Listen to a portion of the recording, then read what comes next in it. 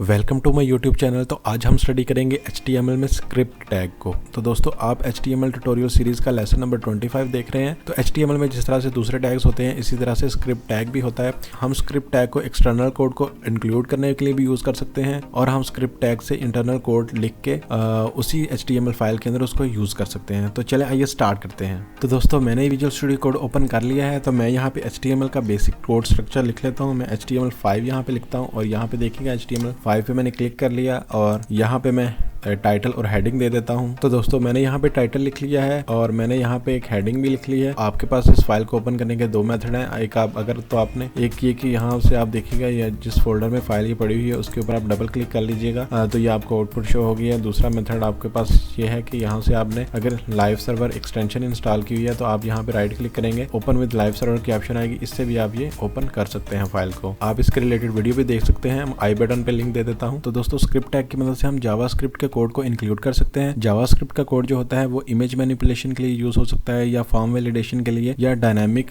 जो वेबसाइट के अंदर आपको चेंजेस नजर आती हैं, कोई बटन क्लिक पे क्या फंक्शनलिटी परफॉर्म होगी, इस तरह की चीजों के लिए वो यूज होता है। मैं एक पी टैग ले लेता हूँ और यहाँ पे मैं लिखता हूँ उसकी आईडी एक ले लेता हूँ और उसका नाम रख लेता हूँ मैं डेमो। तो हम आईडी के साथ जो है वो जावास्क्रिप्ट का कोड अटैच करते हैं। तो इसके बाद मैं यहाँ पे स्क्रिप्ट टैग ले सकता हूँ। मैं स्क्रिप्ट टैग कहीं और भी लिख सकता हूँ लेकिन मैं फॉर द टाइमिंग मैं यहाँ पे लिख रहा हूँ। मसलन बॉडी के एंड पे भी आप लिख सकते हैं या शुरू में भी लिख सकते हैं या आप इस HTML फाइल के बाद में भी लिख सकते हैं, तब भी आपका कोड वर्क करेगा। तो मैं यहाँ पे कोड लिख लेता हूँ document dot gate element by ID. और जब भी आपने आईडी के साथ एक्सेस करना होता है जावास्क्रिप्ट के साथ तो आप ये कोड होता है आपका आईडी का नाम यहाँ से आपने लिखना है जो आपने यहाँ पे दिया हुआ है डेमो। के बाद उस टैग के अंदर आप क्या चेंजेस करना चाहते हैं आपने वो यहाँ पे लिखना है। तो टैग के अंदर आप कुछ टेक्स्ट लिखना चाहते हैं तो आपने यहाँ पे एक होता है ऑप्शन आपके पास इनर HTML और उसके बाद इन HTML के अंदर उस टैग के अंदर आप क्या टेक्स्ट लिखना चाहते हो वो यहाँ पे लिख दें। फॉर एग्जाम्पल मैं लिख देता हूँ this is my first, Alt Z press करके मैं टेक्स्ट को रैप कर लेता हूँ। तो this is my first JavaScript code. तो ये देखिएगा ये इस तरह से मेरे पास लिखा हुआ आगे कि this is my first JavaScript code. दोस्तों इस तरह से देखिएगा मैं कोई भी टेक्स्ट जो है वो किसी आईडी को डायनामिकली अप्लाई कर सकता हूँ। दोस्तों हमारे पास एक और टैग भी होता है नो स्क्रिप्ट का। इस तरह से अगर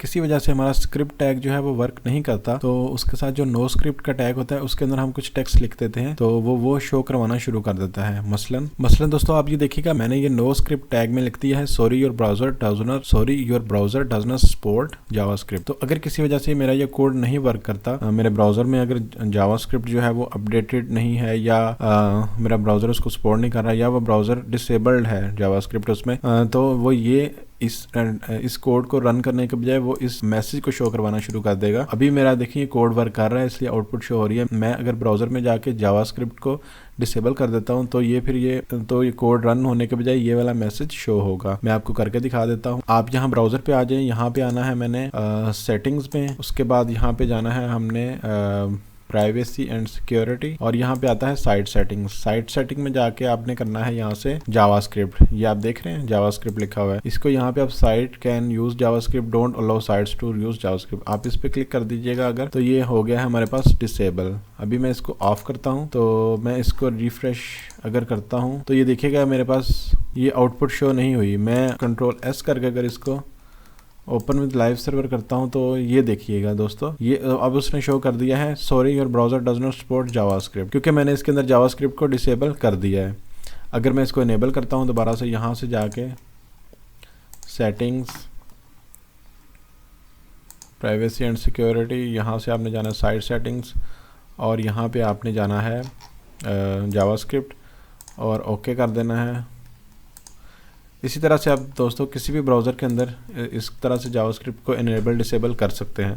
तो ये देखें दोबारा से मेरा कोड रन होना शुरू हो गया है। इसी तरह से दोस्तों आपके पास एक और भी है इनलाइन जो कि आप बटन टैग के अंदर ही लिख सकते हैं जावास्क्रिप्ट में, वो भी आपको करके दिखाता हूँ। मसलन मैं यहाँ पे एक पी टैग पहले नंबर पे ले लेता हूँ और उसकी आईडी में ले लेता हूँ यहाँ से डेट टाइम। मैंने डेट टाइम आईडी लिख ली। अब मैं यहाँ पे एक बटन टैग ले लेता हूँ। यहाँ पे देखिएगा यहाँ पे मैंने लिखना है डिस्प्ले डेट एंड टाइम। यहाँ पे मैंने टाइप दे देना है कि ये क्या है, बटन है मेरे पास। और ऑन क्लिक का एक एट्रीब्यूट होता है बटन में, ये ऑन क्लिक के ऊपर क्या होगा, ऑन क्लिक के ऊपर हमने लिख देना है जावास्क्रिप्ट का कोड आप लिख सकते हैं। तो document dot gate element by ID अब यहाँ पे लिखना है, और आईडी इसकी क्या है, यहाँ से आपने लेनी है डेट टाइम इस तरह से,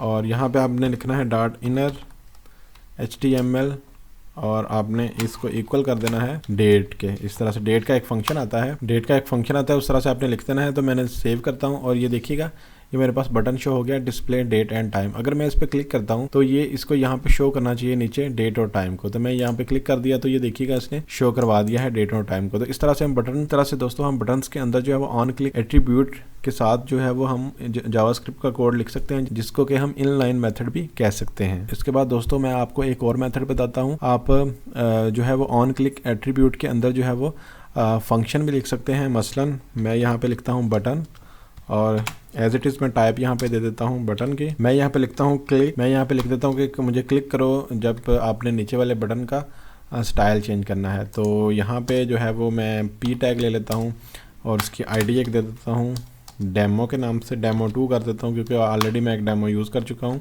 तो यहाँ पे मैंने क्या लिखना है, अब मैंने ऑन क्लिक लिखना है। यहाँ पे ऑन क्लिक पे मैंने लिखना है मैंने जावास्क्रिप्ट का कोड लिखना है, तो मैं माई फंक्शन लिख सकता हूँ कि एक फंक्शन है जो कि एग्जीक्यूट हो जाए। और ये पी जो टैग है इसके अंदर मैं टेक्स्ट लिख लेता हूँ, you can change style of an HTML element. इसका स्टाइल चेंज होगा, हम ऊपर वाले को क्लिक करेंगे। अब क्या है कि मैंने ऑन क्लिक पे फंक्शन तो लिख दिया, लेकिन मैंने फंक्शन असल में अभी तक लिखा नहीं है। तो मैं इधर नीचे भी लिख सकता हूँ HTML के बिलो स्क्रिप्ट लगा के मैं यहाँ पे लिख सकता हूँ जो भी मैंने इसके फंक्शंस लिखने हैं। तो दोस्तों स्क्रिप्ट टैग से आप CSS के जो स्टाइल्स हैं वो भी आप चेंज कर सकते हैं। मसलन कि मैं यहाँ पे लिखता हूँ फंक्शन और मैं यहाँ पे लिखता हूँ माई फंक्शन, ठीक है, जो कि मैंने यहाँ पे ऊपर इसको किया है यूज़। इस तरह से आपने लिखना है, फंक्शन के बाद करली ब्रेसेस लगानी होती हैं, दैट्स वाई वो हमें एरर दे रहा था। तो यहाँ पे मैंने लिख लेना है डॉक्यूमेंट, सेम आपने वैसे लिख देना है that get element by ID, और आईडी हमारी क्या है, हमने किसके स्टाइल को चेंज करना है, डेमो2 को। तो यहाँ पे आपने डेमो2 लिख लेना है, और मैंने नीचे आपने इन्वर्टेड कामाज में हमने लिखना था, ठीक होगा। इसी तरह से हम इसको कॉपी करके मज़ीद 2-3 स्टाइल इसी के चेंज कर लेते हैं। स्टाइल डॉट, मैं यहाँ पे इसका कलर भी चेंज कर लेता हूँ।